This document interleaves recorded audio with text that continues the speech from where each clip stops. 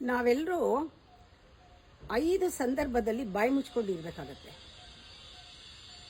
ಮೊದಲನೇ ಸಂದರ್ಭ ಏನಂದರೆ, ನಾವೇನೋ ಹೇಳ್ತಾ ಇದ್ದೀವಿ, ಅವ್ರಿಗೆ ಅರ್ಥನೇ ಆಗ್ತಾ ಇಲ್ಲ.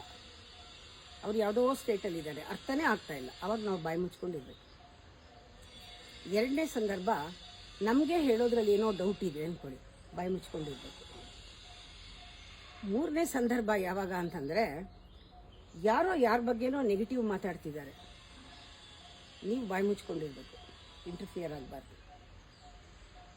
ನಾಲ್ಕನೇ ಸಂದರ್ಭ ಏನಂದರೆ, ಯಾರೋ ಕಿರ್ಚಾಡ್ತಾ ಇದ್ದಾರೆ, ಕೂಗಾಡ್ತಾ ಇದ್ದಾರೆ, ಕೋಪ ಮಾಡ್ಕೊಂಡಿದ್ದಾರೆ, ಆ ರೇಜಲ್ಲಿದ್ದಾರೆ, ನೀವು ಅವ್ರನ್ನ ಕಾಮ್ ಮಾಡಬೇಕಾದ್ರೆ ನೀವು ಬಾಯಿ ಮುಚ್ಕೊಂಡಿರ್ಬೇಕು, ನೀವು ಮಾತಾಡಬಾರ್ದು.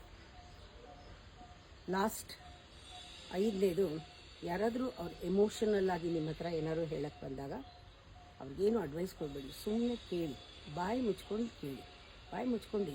ಈ 5 ಸಂದರ್ಭದಲ್ಲಿ ಬಾಯಿ ಮುಚ್ಕೊಳ್ಳೋದು ಒಳ್ಳೆ ಮೆಚುರಿಟಿ ಕೊಡುತ್ತೆ ನಮಗೆ.